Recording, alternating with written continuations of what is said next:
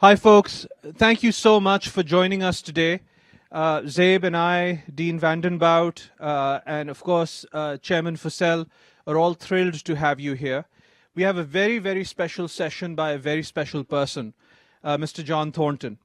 I have known John now for many years, and in his many, many qualities, one of the things that I can tell you is that his incisiveness about issues of global import are simply that skill is simply unmatched. I've never found anyone who I have run across anywhere in the world that is able to take complex global topics and cut straight to the heart of the matter. And in this day and age, where the biggest challenge that we have ahead of ourselves is how two powerful nations, the United States and China, coexist in a dynamic, changing world, the attendant questions are, what will US-China relations be? And while there will be some tension and while there will hopefully be some room for cooperation, how can this relationship be handled in the best way possible to yield the most positive outcome, not just for China, not just for the United States, but for humanity? And I think there's no better person than Mr. John Thornton to address these questions today. So with that, let me invite Dean DeShazo and Mr. John Thornton to please join us here.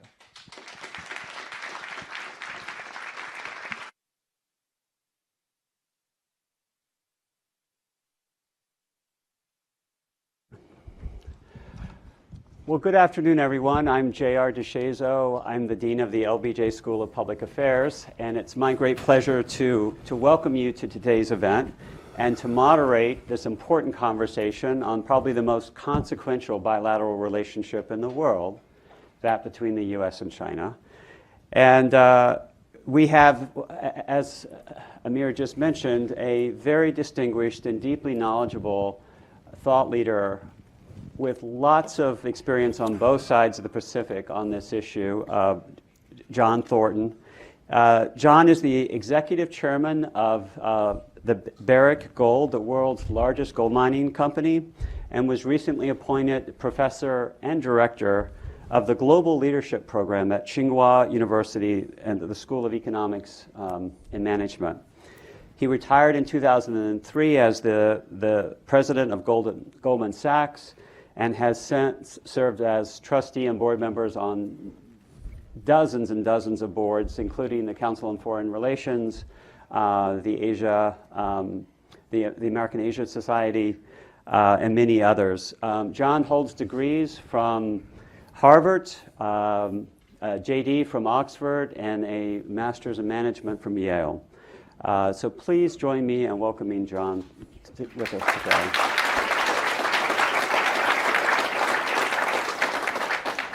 So the format is John's going to give a few opening remarks. I will ask, hopefully, some insightful questions, and then we'll open it up to you towards the latter half of the conversation. So John, the floor is yours. Thank you. Well, first of all, thank you for having me here, particularly to Amir and Zabe. So this topic, as we all know, is so complicated and or toxic and or hyperbolic and or all kinds of negative emotions, that my real goal today is to conduct this conversation in such a way as to inspire or catalyze greater curiosity on the part of every one of you about this topic. And I say that because I've recently been rereading two books. My first degree was in history, so I'm kind of a history buff. Rereading two books. One is Barbara Tuchman's Guns of August, for which she won the Pulitzer in 1962. And the other was Richard Hofstadter's The Paranoid Style in American Politics. The first book, Tuchman's first book, of course, is How We Got Ourselves into World War I rather by accident, unfortunately. The second book, Hofstadter's book, is even in some ways more relevant. Hofstadter's book, he was inspired to write the book because of the emergence of Joe McCarthy. And he wanted to understand, how is it possible that Joe McCarthy could have arisen in this country? And so he went back through history and came all the way to the present, and he basically concluded, I'm simplifying, but bear with me here. He basically concluded there's kind of a paranoid gene in our culture that surfaces every so often, typically in conditions in which ordinary people have got difficult lives, and a populist leader comes along and inflames their fears and their passions and their insecurities by reference to some external malevolent force called communism or terrorism or Chinese. And we're living through one of those periods right now. And what Hofstadter basically says is, this is just part of who we are. And it kind of ebbs and flows, and every so often it surfaces and then it disappears. But when it surfaces, it hangs around for a while. It's a decade or two. This is not something that disappears quickly. And what's amazing is that this pattern continues to exist. I mean, it just drives me nuts, but anyway. So Hofstadter would say that when it occurs, first of all, it's going to last for a while. Second of all, people who know better typically do one of two things. They go to ground and disappear and say nothing, which is not very helpful. Or worse, they get to the front of the queue and they lead the parade. And again, we're seeing a lot of that right now. That's why I start off by saying I have this kind of naive hope that commonsensical, ordinary, intelligent Americans can analyze things themselves and come to more balanced conclusions than what's going on in our country right now on this topic. You know, it wasn't very long ago, essentially the consensus was all over on this side of the ship. Now suddenly it's over on the other side of the ship. And, you know, you get a little bit of vertigo watching this happen. So that's the first thing I want to say. The second thing I want to say is I've kind of been trying in my mind, how do I discuss this topic in a way that gets oxygen into the room and people will actually listen? And so I started to say to myself, well, maybe I should talk about the world in the future, because people are less emotional about that. It's for more distance. They'll be more balanced, but near enough that it's real. So I started as fashion on the year 2050. And I said to myself, okay, well, what will the world be like in 2050?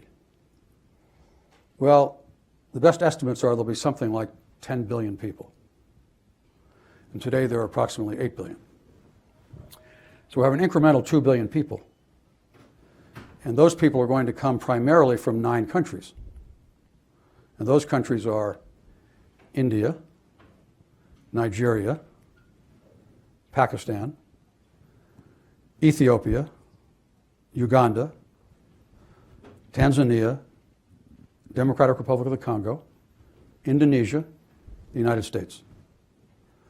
So essentially, we're going to add 2 billion poor people, primarily in Africa and Central Asia. And at the same time, the concentration of wealth will get worse. So, for example, the US and China today are something like 42% of global GDP. In the year 2050, no one really knows, of course, but it's going to be somewhere between 50 and 60%. So 2 countries will have 50 or 60% of the world's wealth, and there'll be 2 billion more poor people. Now, we already know what it looks like when you have that kind of inequality, both within countries and across countries. Just about everything you can think about is not good. Migration, disease, terrorism, climate change, etc.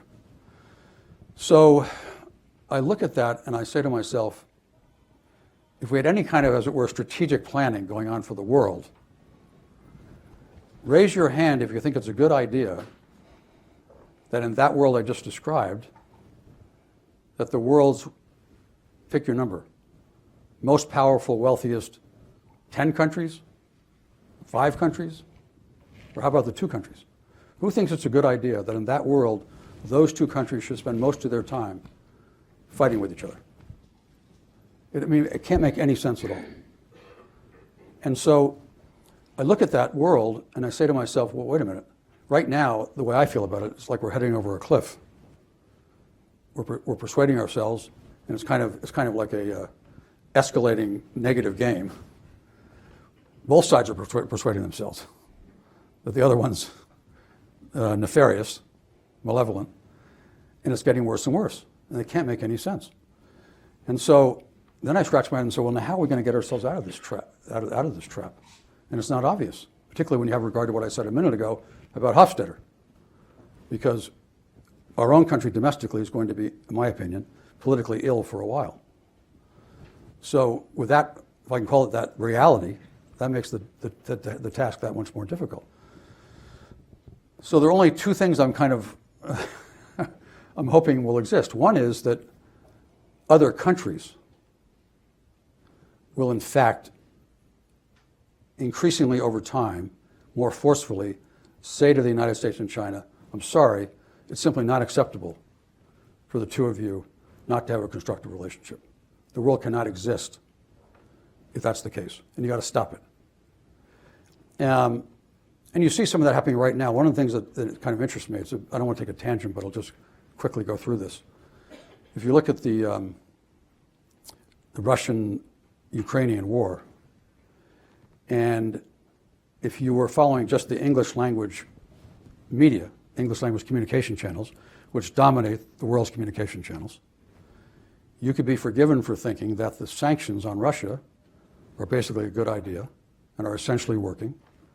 And most people see it that way.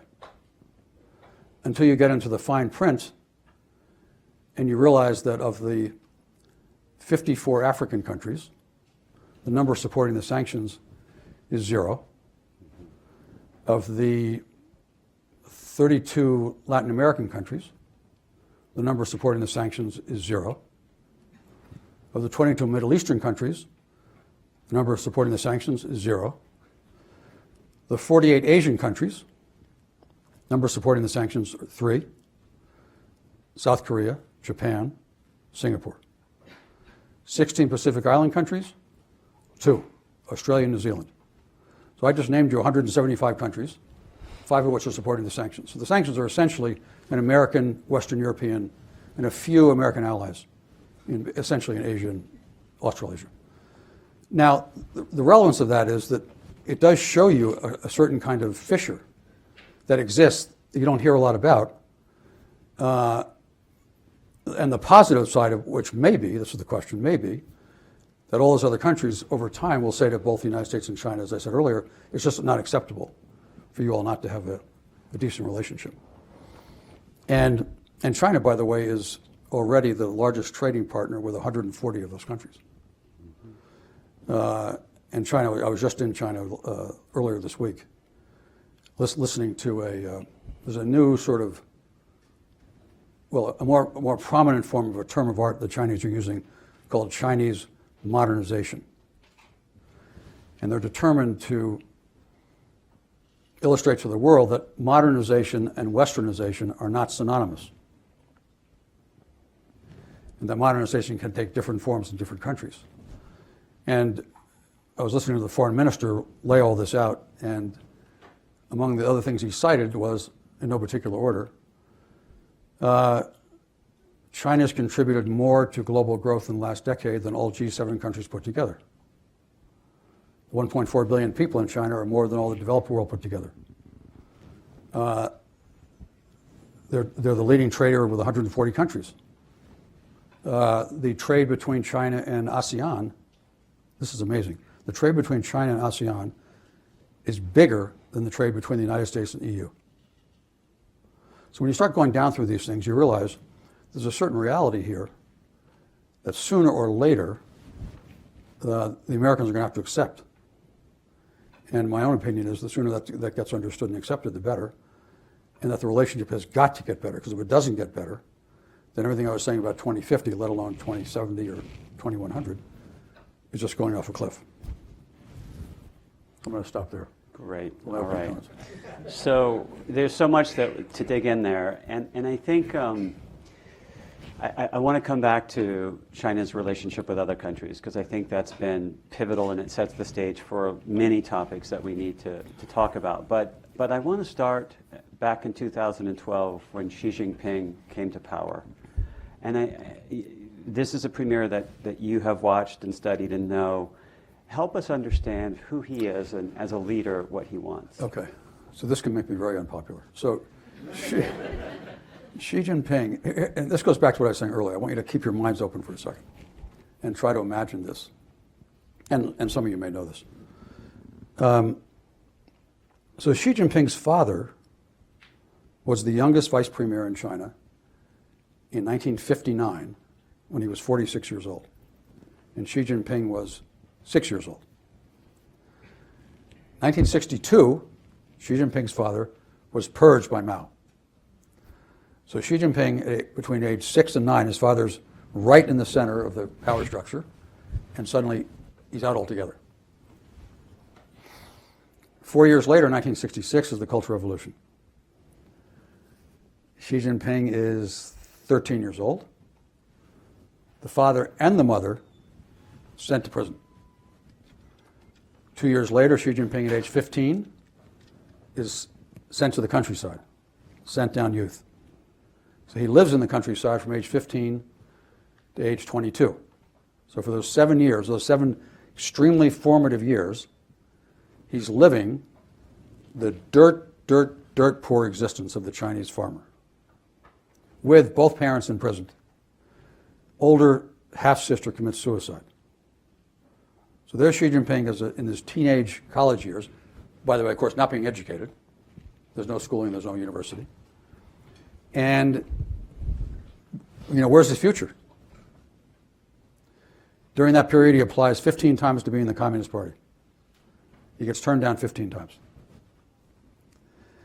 Eventually, of course, Mao dies. Deng Xiaoping comes back into power. Deng Xiaoping brings the father out from prison.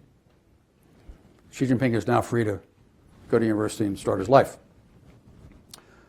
The father, meanwhile, Deng Xiaoping makes him the governor of Guangdong province. Guangdong province is the province right across from Hong Kong. And Xi Jinping's father is the individual who goes to Deng Xiaoping and says, we should make this a special economic zone and experiment with market economics. So his father is the individual who goes to Deng Xiaoping and says, that's the kind of the first spark of the reform and opening period. Later on, when Deng Xiaoping essentially removes Hu Yaobang from power, and then Tiananmen Square happens, Xi Jinping's father is the only one of that generation who tells Deng he's wrong. And he gets banished again. So I want you to think about the sort of the strength of character of somebody who goes through what I just described and comes out the other side of it pretty much intact, stays in the system, rises up to the position he's in. I have 4 children, the youngest of whom is a sophomore in university. This past semester, he had a course on the Cultural Revolution. And the final paper was, write a paper on what you think the impact was on the sent-down youth of the Cultural Revolution. And so my son interviewed 6 or 7 sent-down youth, half of whom are living in this country and half of whom are living in China. And of course, in his paper, he basically says, look, you can't generalize for 17 million people on the basis of talking to 7, but these are what these 7 people told me. And then he says, it's interesting to speculate, what was the impact on the sent-down youth of those sent-down youth who stayed in the system and got to the top of the system, like Xi Jinping? And my son says the following things in his paper, which I agree with. He says, the first thing is, if you're Xi Jinping, when he says our single highest priority is to improve the lives of the ordinary people, when he says that, this is a deeply felt, personal, emotional comment. This is not a conceptual comment. And this is not, any of the U.S. leaders in my lifetime, none of them live that life. And so when they talk about improving the lives of ordinary Americans, this is an intellectual concept. They believe it to more or less extent. For Xi Jinping, this is a highly personal comment. That's number one. The second one is, if you live through the insanity of the Cultural Revolution, and you're a leader of China, priority 1 through 5 or 1 through 10 is social and political stability. So those 2 things, to me, are the most defining characteristics of this person. The third one being Xi Jinping's desire for China as a country to reestablish itself, remembering that in 18 of the last 20 centuries, China was the world's largest economy. It's only in the last 2 centuries, 19th and 20th, where it wasn't so. So in the Chinese mind, they're reestablishing the norm. They're not sort of in Graham Allison's phase, coming into a pre-existing system and upsetting it. So one of the things then that I think it would be helpful for us to understand is what are the policies that he's implemented and why? And you mentioned the number of countries that have remained neutral with respect to the Russian invasion of Ukraine. One can't but wonder how much the One Belt, One Road initiatives, which supported the trade both within Asia and China's connection to natural resources and the rest of the world economy through this initiative, have played a role in that outcome. Can you talk about what you see as the importance of what that initiative looks like? Okay, well, One Belt, One Road is a perfect example of something. And I didn't know this until I was told this by John Kerry. So John Kerry told me that in, I think it was 2013, he was the senior American at one of these international meetings that Obama could not attend for one reason or another. And so he was the person who took the meeting with Xi Jinping. And Xi Jinping in that meeting said to John Kerry, by the way, let me tell you about something I'm thinking about. And he laid out the One Belt, One Road. And Kerry said to him, oh, that's very interesting. Why don't we do this together? And Xi Jinping says, that's a great idea. Let's do this together. And Kerry came back to Washington, and he said before he got off the plane, the Treasury Mandarin said, cut his legs off, and there was no chance it was going to happen. So it never got to Obama's desk as kind of a strategic question. But I tell you that story because if you were reading today the characterization of One Belt, One Road, you would think this was some kind of malevolent tactic to get control of the world on the part of the Chinese, which it is not. It is exactly what it's said, what they say it is, which is to extend a model of development into as many countries as it wanted, who desperately need it. And when I talked earlier about Chinese modernization that I attended this last Monday, so Chinese modernization, I won't go into all the details, but there basically are 5 central characteristics of it, one of which is a peaceful world. Second one of which is common prosperity. Third one of which is harmony between man and nature. So the foreign minister went through this whole thing, and then there were 5 of us asked to comment on it. And I said, in my comments, I said, listen, those of us who have ever run anything know, plans are one thing, execution is another. Execution is the whole thing. So my advice to you, the Chinese, would be, if you're going to hold yourself out as believing in these things, I mean, who's against any of these things? Who's against world peace? Who's against harmony between man and nature? Who's against common prosperity? Nobody. 10 out of 10 people. There's nobody in this room who's going to be against any of these things. So that's not the issue. The issue is, are you actually going to do what you say you do? And if you don't, you're going to suffer the same negative blowback that countries like the United States get when they were seen as being hypocritical. So that's point number 1. Point number 2, which is extremely important, and a point I want to make to all of you, which I made to the Chinese till I'm blue in the face very unsuccessfully, which is, when I first started spending a lot of time in China was I was chairman of Goldman Sachs Asia in the mid-90s into 2000. At a point in time when the Chinese system was just starting to open up, and they were just starting to put state-owned enterprises into Western markets, and Zhu Rongji was the premier, or vice premier, then premier, and he was a very unusual person, and he really cared about getting this right. And I happened to be there, and I was very senior, so I was in exactly the right place at exactly the right time to give him advice in a way that will probably never occur again because the Chinese were so in need of advice. But one thing that struck me about them was the Chinese leadership on almost every topic, not every topic, but almost every topic, was systematically open in the following sense. They started with the premise there's somebody in the world who knows this topic better than we do. Let's get that somebody to Beijing. let's drain his brain, let's study what he had to say, see if it applies to us, refine it and customize for our circumstance, and then execute.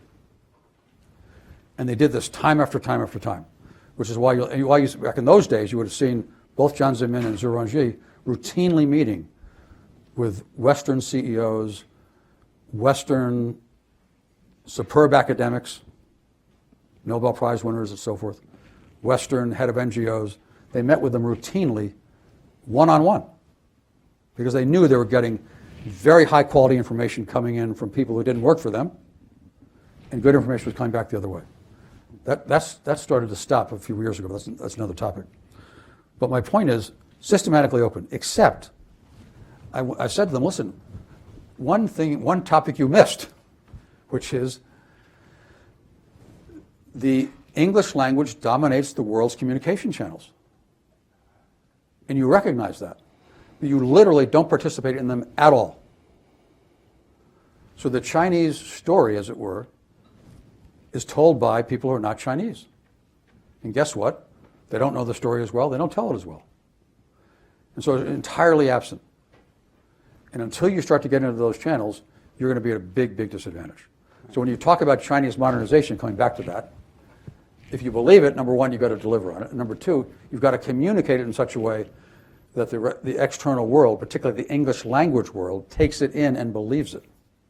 And right now you're failing miserably on that count. And until that gets corrected, it's never going to solve that problem. So one of the things I think most Americans were taught when they learned about China was that it is a communist, originally Marxist form of government and society. But one of the things that many of us have missed is how not just embracing of markets China has been, but how dominant China has become at capitalism in its own flavor of capitalism in terms of state-owned enterprises and allowing for other kinds of free market operations. And the One Belt, One Road initiative is in many ways an expression of that. The incredible trade integration and market integration with the U.S. is another expression of that.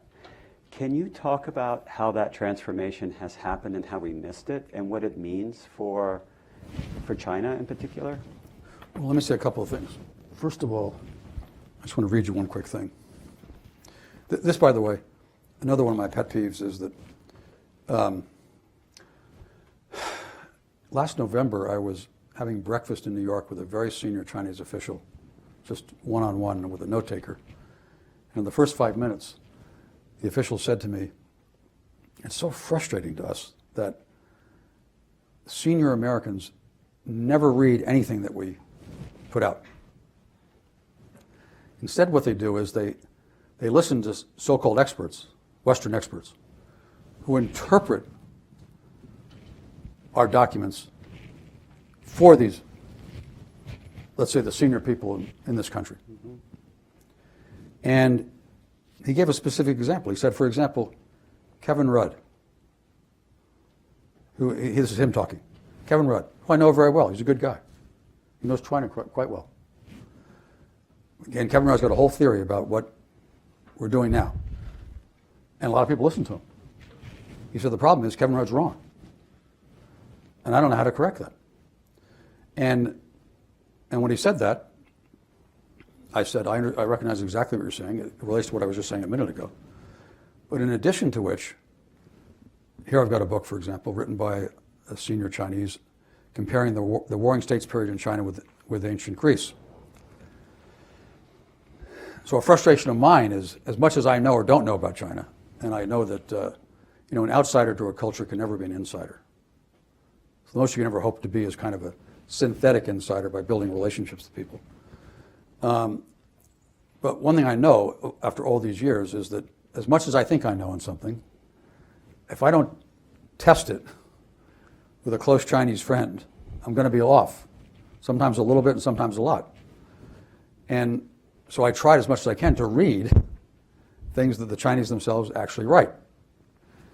And by the way, this is an aside, with respect to the Chinese government, when they say they're going to do something, chances are very high they're going to do it.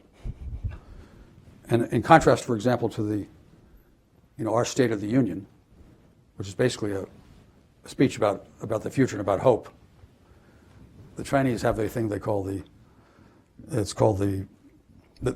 equivalent in China is the Chinese work report, which tells you exactly what they actually did for real and what they're going to do for real.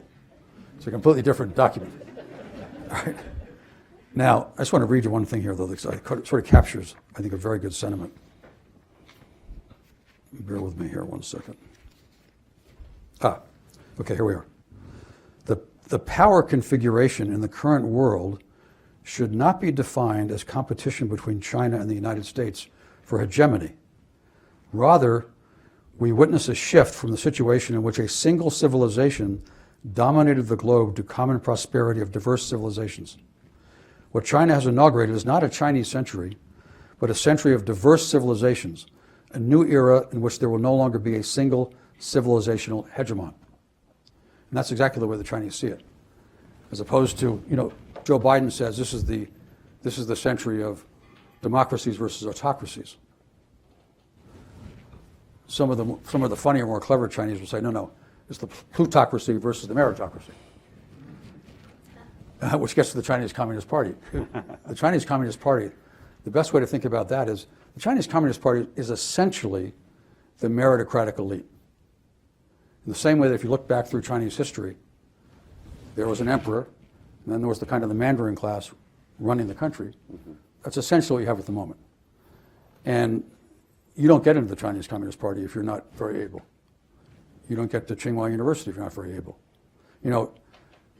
10 million kids a year take the national examinations to go to university. The top 3,000 of those go to Tsinghua University. 3,000 get admitted and 3,000 go. And so, and Tsinghua University accounts for 50% of the leadership of the country. So that the examination-based culture, which has existed for 2,000 years, still exists, and essentially, that's what drives the input into all these institutions. And so to put it in the vernacular, if you get to the top of the Chinese system, there's no chance you're not very smart and very able. And the only institution in this country, which is, to me, is at all like it, and when I tell them this, it drives them crazy, the only institution in this country that's at all like the Chinese Communist Party is the U.S. military. Which is to say that if you and I were 18 years old and we went to West Point together, and we went in the military and we stayed in the military, one day we're 4-star generals, we've known each other for, whatever it is, 40 years, and we're sitting around the same table. That's the Chinese system. And so they know each other intimately. They've had real jobs. They failed or they succeeded. If they succeeded, they went ahead. If they failed, they failed. And like all big organizations, there, of course, is plenty of rough justice and infighting and all the rest of it that goes on in every corporation in the United States and anywhere else. But that's basically the system.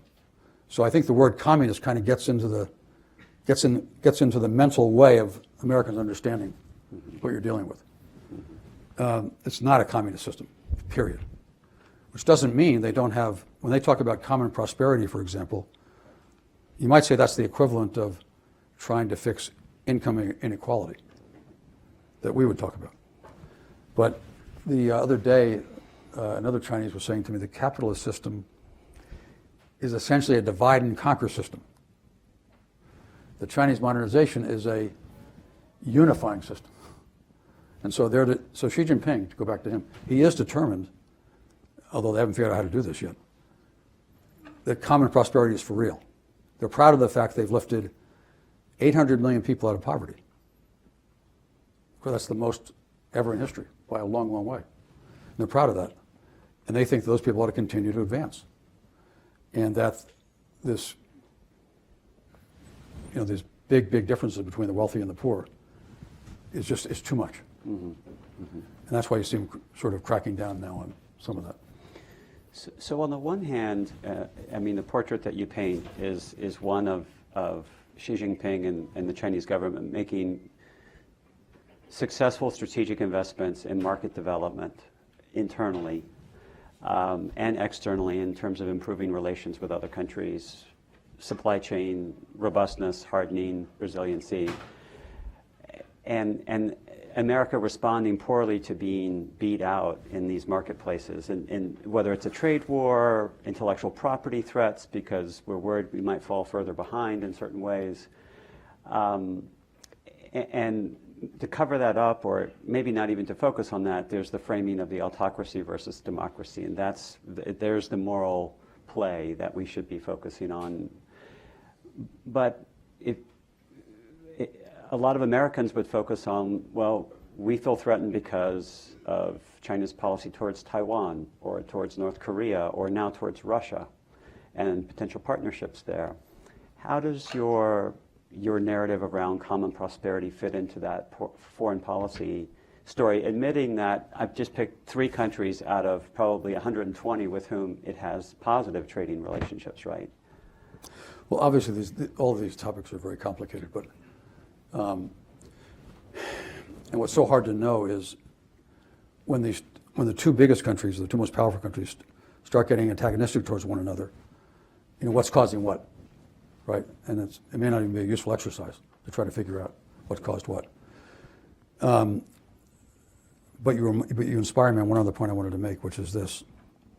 I had thought incorrectly that when Biden became president, we would have, for the first time in history, an asset we never had before, which was an incoming president who already had a good relationship with the existing Chinese president. So when Xi Jinping was vice president and Joe Biden was vice president, the 2 of them spent about 10 days in China together and 10 days in the United States together. That's a long time for 2 people of that seniority. So when Biden became president, he had a pre-existing, in fact, I would say those 2 have spent more time together than any 2 American and Chinese presidents in history.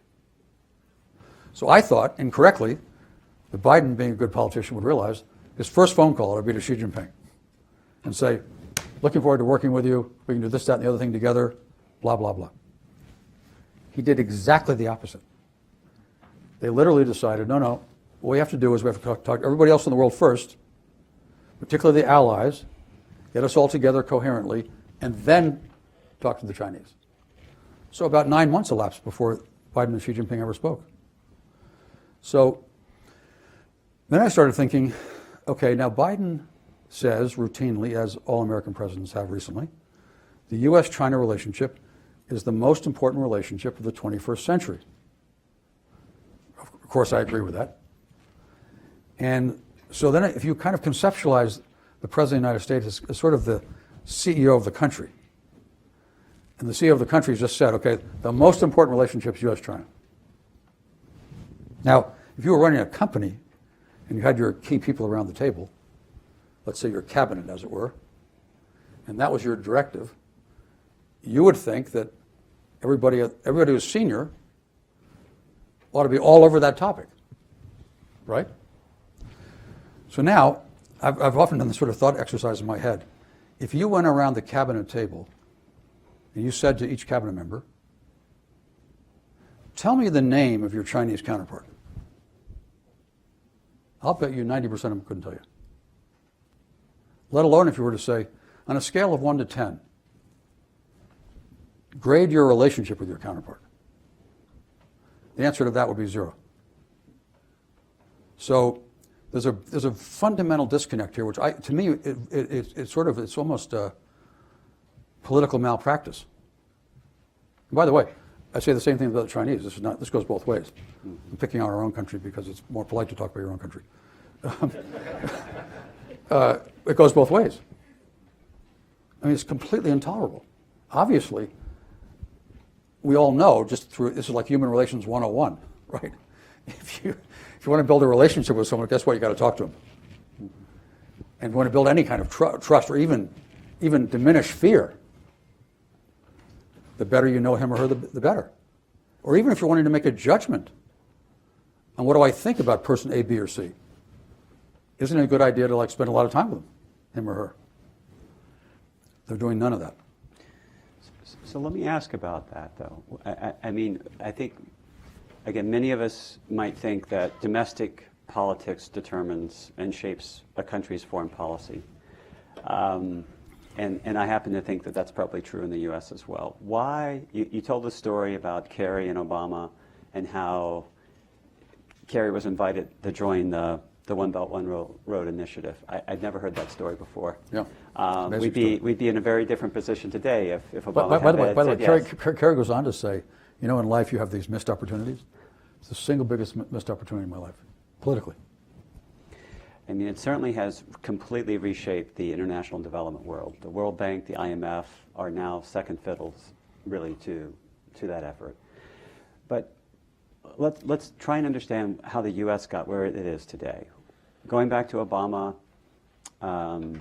Trump, Biden, why haven't we been able to do better? Let's diagnose the problem. What's keeping us from communicating more, or whatever it is we should be doing at this point? It's a very good question. You know, I scratch my head because the consensus on China has become so overwhelming that if you say anything even close to being constructive, you're sort of viewed with a kind of suspicion. That's how bad it's gotten. So I don't know. Trying to deconstruct exactly how we got here is hard. Obviously, when Trump became president, and let me just say, Trump to me is, going back to what I was saying about Hofstadter, Trump is both symptom and cause. So if Trump didn't exist, the underlying politics are still there. He happened to have capitalized on them rather well. But the Trump story I know fairly well because in the early days, I was quite involved with it. And you remember in the beginning of the Trump period, the fear then was that trade was going to be a real problem. Mm-hmm.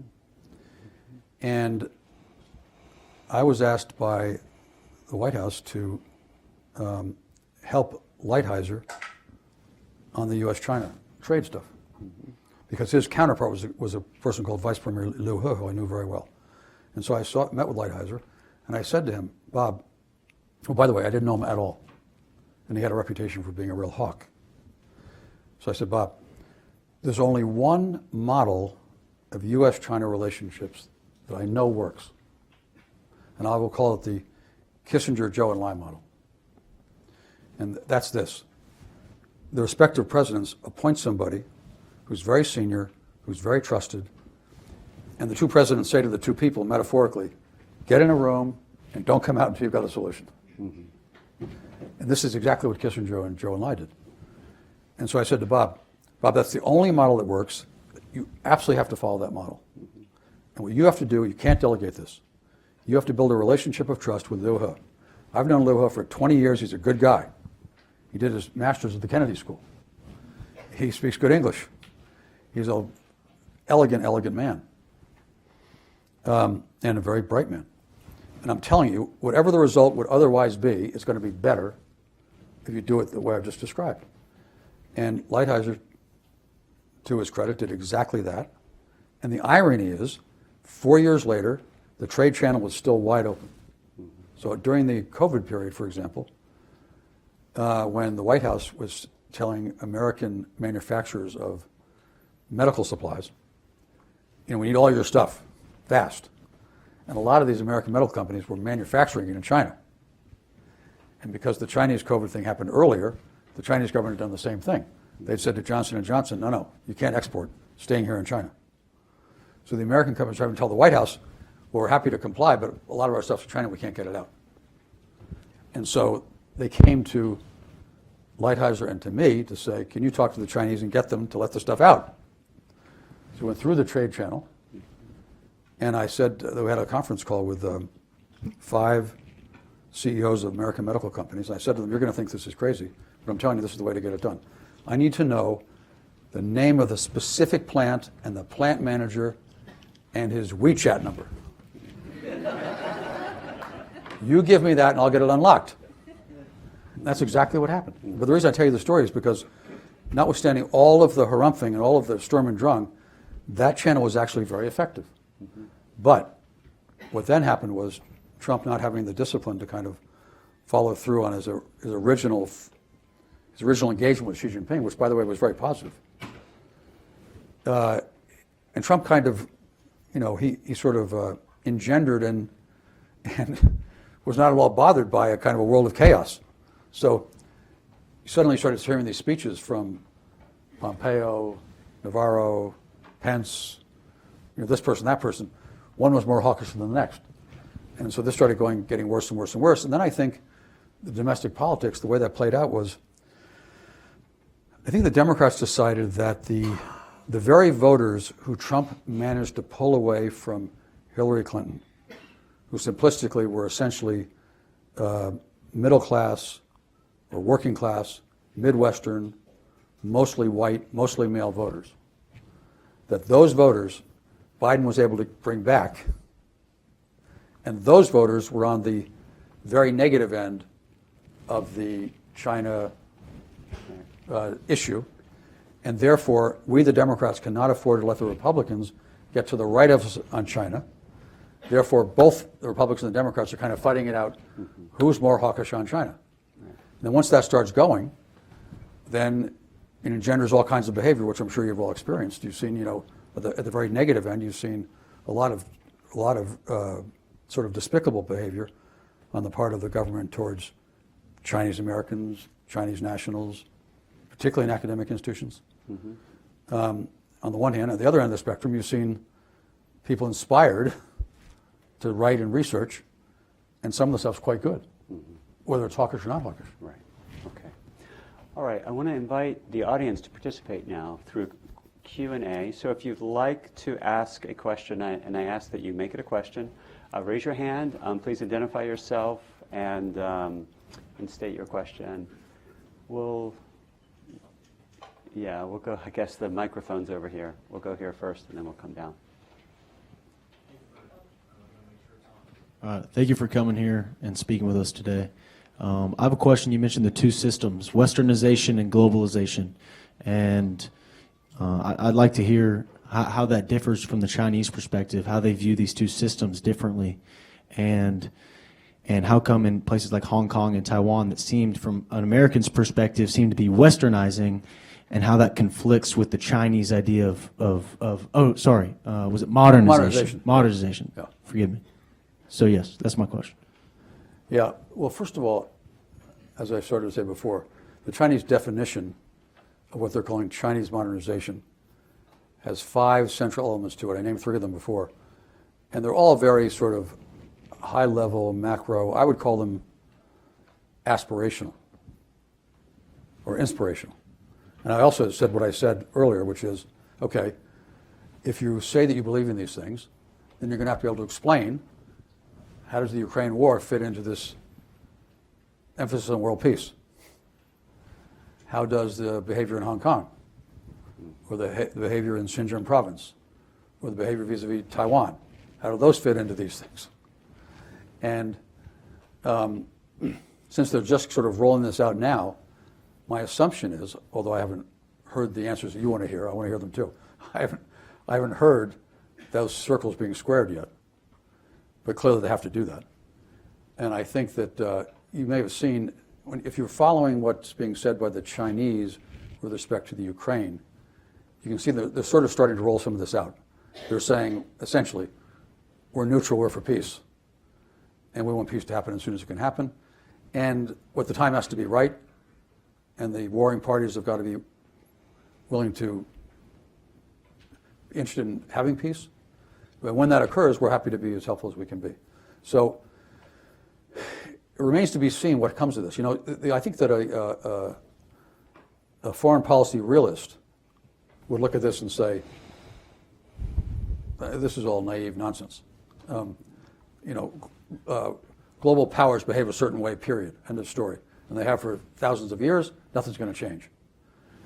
It's tempting to think, you'd like to think that mankind can kind of evolve. And that maybe, just maybe, you get to a point where the most powerful countries in the world actually at least aspire to have a peaceful world, and they work hard to maintain that. Now, who knows whether that can ever come about, but certainly the Chinese would make the case, and I think with some justification. If you look through thousands of years of history, it's been a pretty it's been a pretty, what's the word I want to, self-contained, civilizational, relatively peaceful civilization. If you were to, one of the other parlor games I play in my own head is, if you compare the last 50 years, just to pick something, and you were to go year by year, 1973, 74, 75, et cetera, right to 2023, and you ask yourself one question: was this country at war, yes or no? If you ask that question about the United States, it's close to, if it's not 50 out of 50, it's close. You ask it about China, I think it's 1 out of 50, 1979 in Vietnam. So it's not, that may be a little bit too clever, but I think that it's not irrelevant. And so now, on Hong Kong in particular, well, let me say one more thing. I'm falling prey to my own criticism, which is I try to stay away from hyperbole, but you get going, you get to, I would say to the Chinese, the way you should have managed Hong Kong, which you didn't, you should have managed it in such a way as to be reassuring to Taiwan. That should have been your criteria. What actually happened was they managed Hong Kong in the early period rather well, but after the early period they managed it terribly, and it came out as bad as it did. And of course, all it did was make the Taiwan issue significantly worse. So there's no monopoly on mistakes by any country. So let's try and get a couple of more questions in before we run out of time. Why don't you had your hand up? Go ahead. Yeah, hello. So, I'm Matthias. I'm a PhD student here. One thing that I found particularly interesting was this remark you made about how China is basically completely absent from English communication channels. Yeah. Why do you think that is? Like, what is missing there? Because my impression is that, like, if they wanted to, they could break through. Like, they could get the people. What's missing there, really? You know, it's complicated because I've had this conversation many, many times with senior Chinese, as recently as December, with the most senior foreign policy person. There are a couple of things. First of all, there's English language facility. That's the most basic thing. And at the very, very senior levels, it's spotty. That's one thing. And the second thing is, on a kind of personal level, I guess there's sort of asymmetric risk, meaning not only have you got to be able to participate, but you've got to be facile with the kind of culture that exists among the English language media. So if you're there, let's say on Fareed Zakaria's show, you better be ready for serious questions, and you've got to be able to handle that. That's the second thing. And then that can be trained. The third thing is, though, if you make a mistake, in the Chinese system, it's a classic under-promise, over-deliver system. And from the standpoint of any individual, making a courageous decision has got asymmetric risk. If you're right, you're not going to get a whole lot of credit. If you're wrong, it could be over for you. So I think that's another issue. And then I think that for all the things I've said that are positive, I don't think the Chinese have yet completely internalized how powerful that world is and what it does to them not to be in it. Even though it seems to be obvious, but when you're in an internal system like that, people, we've all seen that. We've seen that in companies. We've seen it. It just gets insular. It's very interesting. It's interesting to me though. It's odd. Let's get one more question right back here.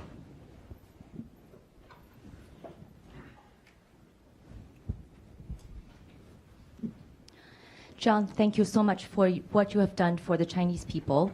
As ethnic Chinese, I love my heritage.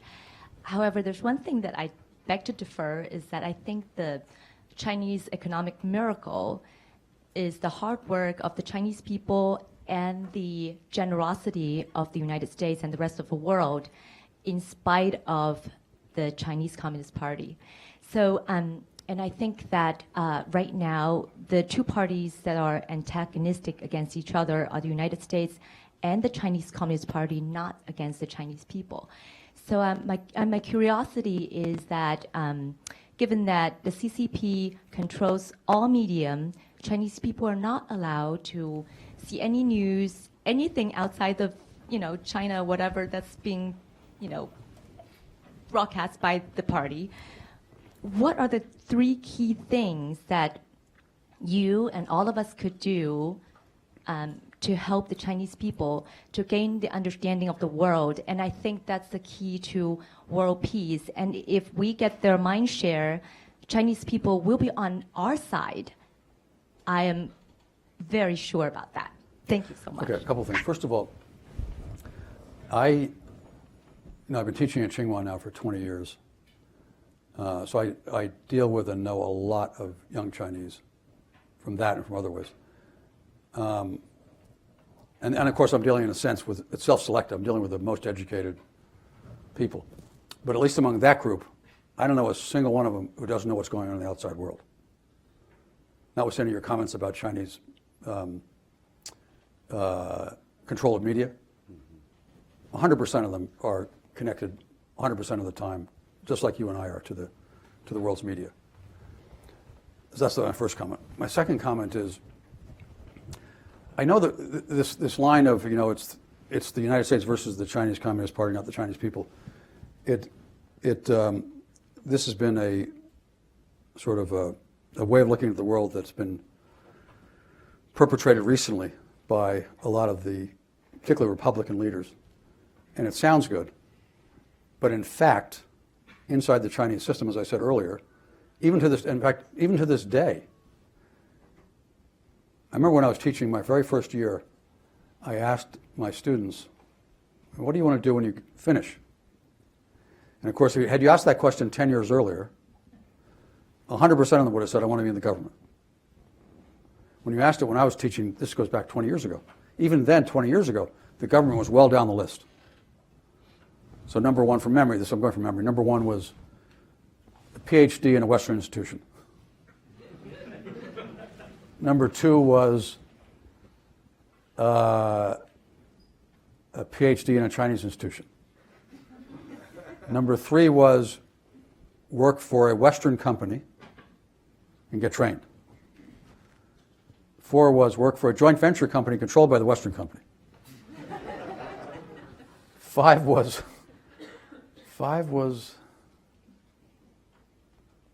maybe work for a highly successful Chinese private sector company, like Alibaba or whatever. 6 was work for the government, and 7 was work for Chinese state-owned enterprise. So even 20 years ago, the government was well down the list. However, because of the sheer numbers, the quality of the people going into the government is still very, very, very high. So I think it's a little bit of a sleight of hand to say you have the Chinese Communist Party on the one hand and the people on the other hand. The third thing I would say is, which is I'm sure obvious to you, the Chinese know a lot more about us than vice versa. Now, there's a lot of reasons for that, including the fact that we're an open society. But another reason is because they've been studying us for the last 4 decades, at least, and we have not been doing the reverse. And if you were to take any kind of activity, like, let's say, I don't know, numbers of Chinese students studying in the United States, number of Americans studying in China, it's 10 to 1. And even I would say, even among the elite here, their knowledge of China is very, very thin. And it's not true in the reverse. It isn't to say that Chinese can't learn a lot more. They can learn a lot more, but their knowledge is much higher than ours. So I guess my answer to your question is, I'm a big believer in what both sides call people-to-people exchanges, by which I mean a whole raft of activities, but what it basically means at its essence is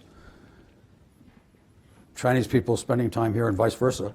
I'd like to see a lot more going the other way. I think that's the most powerful way to make a difference over time, and I think it does make a difference. We know that from our own personal experience. And as to what it does to the Chinese system over time, I guess I'll finish with that. To the extent that any external people, or even internal people, can have an impact on the Chinese system and the evolution of the Chinese politics and all that, for sure you'll have more influence if you've got the relationship and you've built the trust. I once had in 2007, Xi Jinping, for a short period of time, was party secretary of Shanghai. And at that point in time, I'd known him for about 10 years. And he asked me to do a project for him, which was how to ensure Shanghai remains, or becomes and remains, a global financial center. And so I went away to do this project, and I came back to have dinner with him to report. And it just happened to coincide with, I was writing a very short article for Foreign Affairs magazine. It was maybe 20 pages long. It took me 14 months to write it because I wanted to be sure it was accurate. And so there were four of us for dinner. Xi Jinping, myself, the head of finance in Shanghai who had not met Xi Jinping, who was a mentee of mine, and then a friend, close friend of mine who was also close to Xi Jinping. So Xi Jinping and I happened to arrive first. And he says to me, so what have you been doing recently? I said, well, I've been writing this article on the political evolution of China. Oh, that's very interesting. He asked me a question, I answer.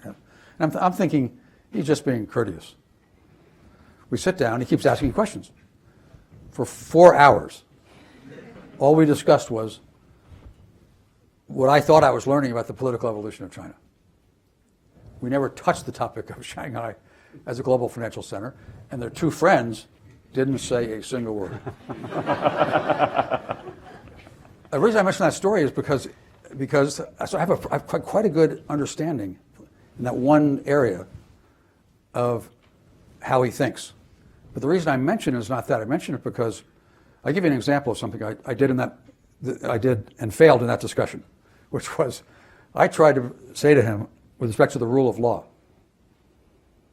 I said, it seems to me, as a matter of common sense, when you think it through, that maybe with the exception of a small number of categories, the rule of law is overwhelmingly in the interest of the Chinese people and the Chinese Communist Party. Because it's it's an area for redress. And that's good, because the Chinese Communist Party tends to be very responsive. Anyway, I tried that line of argument, didn't get anywhere.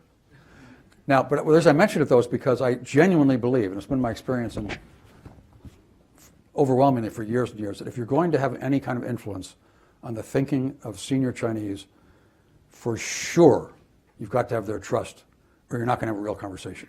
And even when you have the real conversation, 9 times out of 10, you're not going to make any progress, but 1 time out of 10, you will. All right. With that, I'd like to thank you all for being here.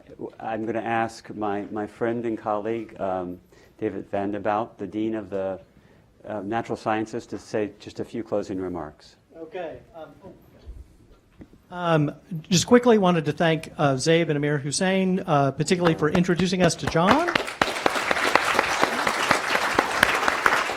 And John, thanks for coming and visiting us here on the 40 acres. It's been really inspirational, and as I think about one of the best things that can happen at a university is an event like this, which really sparks your curiosity to learn more, and I think you've really done that today. I'm pretty sure if you'd asked us all what the most important relationship was in the world today, we would have said U.S.-China, and if you'd asked us what we know about it, we might have come up a little short. So I think we have a lot of learning to continue to do, and thanks for, again, sparking our curiosity to do that. And I have a small memento to commemorate your visit and talk. So. And with that, I will invite everybody out to our reception outside.